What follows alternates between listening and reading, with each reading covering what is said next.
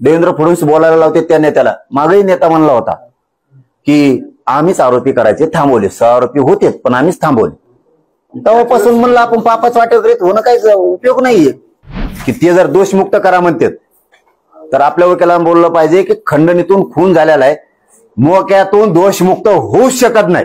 फडणवीसांनी right game लावला, कार्यक्रमाचा विल्हेवाट लावली. यांनी ते मॅटर जवळपास पूर्ण खल्लास केलाय. विल्हेवाट लावली त्याच्या वाटात याची सरकारने. देवेंद्र फडणवीसने बरोबर डाव साधला त्याचा. आपलं वाटोळं आपण देहा दोपारा उघड्या डोळ्याने बघू नये, कोणत्या नेत्यावर अवलंबून राहू नये. तुम्ही बघा, एक नेता जर आपल्या बाजूने 15 दिवसासाठी बोलला तर पुढच्या 15 दिवसात 1 महिन्यात तो आपल्या बरोबर नसतो, मग तो कोणत्याही पक्षाचा असू द्या. म्हणून लोकांनी शहाणं होणं खूप गरजेचं आहे. जसं की देशमुख प्रकरणाचं आपण बघितलं. मगाशी तेच विचारलं पण तुम्ही कानाला हात लावले. काय असं नाही बाबा, कानाला हात लावावे लागले? तुम्ही माहिती जर घेत असाल, पाठपुरावाही तुम्ही, मला खरंच माहिती. तपास कानाला हात लावण्याचं कारण की मी प्रामाणिक आहे. मी बिचारा ते मी जर कधी मेलो तर संतोष भाई वर जाऊन म्हणले नाही पाहिजे हे काय केलं, म्हणून पापात सहभागी होणं चांगलं नाही.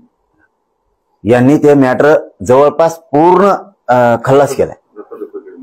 विल्हेवाट लावली त्याच्या वाटात याची सरकारने. देवेंद्र फडणवीसने बरोबर डाव साधला त्याचा. सगळे 6 आरोपी होते. तो तुम्ही साधे बघा, मोटरसायकलवर जर तुमच्या पुण्यातून टेबल सीट चाललं तर दंडच पाडणार त्याला. टेबल सीट म्हणजे चोरी आहे का, डाका आहे का, खून आहे का, बलात्कार आहे का, छेडछाड आहे का? टेबल सीट म्हणजे नसन गाडी म्हणून खेड्यातले पोट्टे आल्यावर टेबल सीट पळाली. त्यांच्या ध्यानात नाही राहत पोलिसाची भीती काय असते. पूर्ण कार्यक्रम केला. आणि काल बी मला वाटलं, मी रात्री दाखवलं मला की रात्री पण ते आलंय की आरोपीच्या वकिलानं मोक्यातून दोषमुक्त करा असं म्हणले, तर इकडचे वकील म्हणले जणू आमची काय हरकत नाही. अरे वा, उलट इकडच्या वकिलांना म्हणलं पाहिजे मोक्यातून दोषमुक्त अजिबात करायचा नाही. कारण खंडणी मागितली, खंडणीतून हत्या झाली, कोणीच बोलत नाही. म्हणजे तिकडचे वकील म्हणतात आरोपीच्या वतीचे की दोषमुक्त करा, आणि इकडचे वकील लावून धरत नाहीत आणि आमची काय हरकत नाही म्हणतात. म्हणजे काय, याचा अर्थ काय होतोय? अवघड आहे. वकील बदलण्याची मागणी कराल का? मी त्या तेच सांगतोय ना. त्यांनी मागणी केली मोका हटवायची. नाही नाही नाही, आरोपीच्या वकिलाने नाही, पण यांनी सगळ्या मीडियात आले हरकत नाही निकमांनी सांगितलंय, मीडियात आलंय, सरकारी वकील मीडियात आलंय. मी माझ्या तोंडचं कधीच बोलत नाही. मागही एक नेता म्हणला होता, देवेंद्र फडणवीस बोलायला लावते त्या नेत्याला, मागही नेता म्हणला होता की आम्हीच आरोपी करायचे थांबवले, 6 आरोपी होते पण आम्हीच थांबवले. तेव्हापासून म्हणलं आपण पापाच वाटेवर होणं काही उपयोग नाहीये. वकील कुणाचे म्हटलेत असे की आमच्या हरकत नाही, देशमुखांचे म्हटलेत की आरोपीचे? आरोपीच्या वकिलानं आरोपीच्या वतीनं कोर्टात बाजू मांडली की आमच्या आरोपीला मोक्यातून दोषमुक्त करा. तर संतोष भाईंचे वकील म्हणतायत आमची काय हरकत नाही. म्हणजे सरकारी वकील तुमच्या मीडियात बाईट आल्यात पूर्ण. कारण सरकारी वकील म्हणतायत की संतोष देशमुखांचे खासगी वकील म्हणतात. 2 वकील आहेत त्या केसमध्ये. दोन्ही पण खाजगी नाहीयेत सांगतोय. हो, ते पण सहाय्यक सरकारी वकील म्हणूनच आहेत, त्यामुळे ते खाजगी होत नाहीत. ते खाजगी होत नाही. हे मी नाही, मला याच म्हणजे राजकारण नाही करायचं किंवा मला याला इश्यू नाही करायचा. पण जसं मागं ठरलं सरकारनं करून घेतलं, म्हणजे पद्धतशीर विल्हेवाट संतोष भाईच्या देशमुखाचं मॅटर लावलं.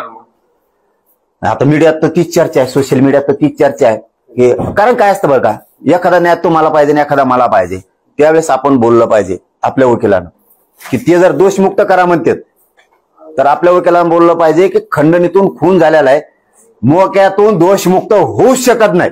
तर तुम्ही म्हणता हरकत नाही, सरकारी वकील देशमुखांचे देशमुख कुटुंबियांनी आक्षेप घेतला की नाही? येणार नाही.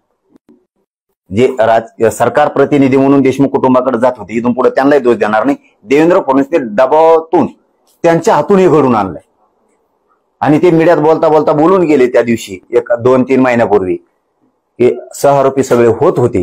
पण तेव्हापासून मी म्हणलं हे मॅटर यांनी खूप फडणवीसांनी राईट गेम लावला, कार्यक्रमाचा विल्हेवाट लावली. आणि काल पुन्हा तेच स्टेटमेंट पुन्हा आलं. काल परवा मला वाटतं किती तारीखेला होतं ते, मला वाटतं 4 का काय तारखेला होतं बहुतेक मॅटर. त्यांनी सांगून टाकलं आमची काय हरकत नाही म्हणून. हे मग याला मग म्हणायचं काय, मग देशमुख कुटुंबाने आक्षेप घेतला की नाही सगळं? ते कायच माहित नाही देशमुख कुटुंबाने घेतलाय का नाही. आता थोडा वेळ नाही त्या विषयावर काहीच नाही. त्यामुळे तुम्ही कानावर आहात.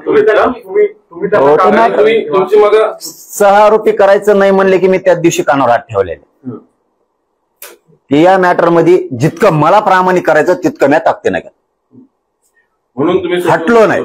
कारण आता जर ते सरळ देवेंद्र फडणवीस म्हणायला लागले, म्हणजे प्रतिनिधी देवेंद्र फडणवीसच बोलायला लावतात. बोलवतात धनियाकडे मागून वेगळ्या काड्याने हाली देत पुढच्या भावल्याला. त्याच्यामुळे त्याला बिचाऱ्याला त्या सरकारी प्रतिनिधीला दोष देऊन आता उपयोग नाही. त्यांनीच सांगितलं ना आम्ही 6 आरोपी करायचे थांबवलेत म्हणून. हा मग लोकांनी बोंबलून काय उपयोग रात्रंदिवस भांडायचं. त्याच्यामुळेच ते विषय त्या दिवसापासून म्हणलं ठीक आहे. आणि काल तर वेगळंच ऐकायला आलं पुन्हा मीडियातच की दोषमुक्त करा म्हणून सांगितलं. आणि इकडचे वकील म्हणले हरकत नाही, आमची काय हरकत नाही. हे मी म्हणत नाही, मीडियात शब्द आहे त्यांचा, आमची काय हरकत नाही. उलट अशा ठाम लोकांना विश्वास द्यायला पाहिजे. इकडच्या संतोष भाईच्या वकिलांनी कसल्याही परिस्थितीत मोक्यातून निर्दोष मुक्त होता कामा नाही, इतके पुरावे असे ठाम बाजू आम्ही सुद्धा मांडणार. ते म्हणतात हरकत नाही. उद्या त्याला काय झालं नाही ते देशमुख कुटुंबाचं मी सांगितलं माझा समाधानी मी ताकदीनं त्या मॅटर मध्ये लढलो. लागण ते वैर अंगावर घेतलं आणि पुढे भेट नाही येणार. पण ज्या दिवशी देशमुख कुटुंब म्हणून त्यावेळेसच बघू. सध्या मी त्या मॅटर मध्ये नाहीये. कारण त्याचं कारण असं की काय तुम्ही याचा 6 आरोपी होऊन देणार नसले आणि असे स्टेटमेंट देणार असले याचा अर्थ काय. नमस्कार मित्रांनो, आपण बघत आहोत आपल्या महाराष्ट्र न्यूज चॅनलवर. आपले मनोज जरांगे पाटील लाईव्ह आहेत आणि त्यांच्या माध्यमातूनच त्यांनी सांगितलं की देवेंद्र फडणवीसने 6 आरोपी करण्यास नकार दिला आणि त्यानुसारच त्यांनी बरोबर या संतोष देशमुख प्रकरणाची विल्हेवाट लावली आणि दाबण्याचा प्रयत्न करण्यात आलेला आहे आणि धनंजय मुंडेलाही यातून मुक्त केल्यासारखंच आहे. हेही मनोज जरांगे पाटलांनी सांगितलं की आता काही होऊ शकत नाही. म्हणजेच की देवेंद्र फडणवीस आहे तोपर्यंत या राज्यात कोणत्याच गोष्टी सुरळीत होणार नाही आणि चांगल्या राहणार नाही. हेही त्यांनी बोलून दाखवलं आणि देवेंद्र फडणवीसला सरळ एक निशाणा साधला. म्हणजेच की देवेंद्र फडणवीस खरंच किती गयागुजरा आहे आणि किती मादरचोद आहेत हेही आपले मनोज जरांगे पाटील यांनी सांगितलं आहे. आणि याच माध्यमातून मनोज जरांगे पाटलाच्या बोलण्यावर आपलं काय मत आहे हे आपल्या कमेंट बॉक्समध्ये नक्की नोंदवा. लाईक, कमेंट, शेअर नक्की करा.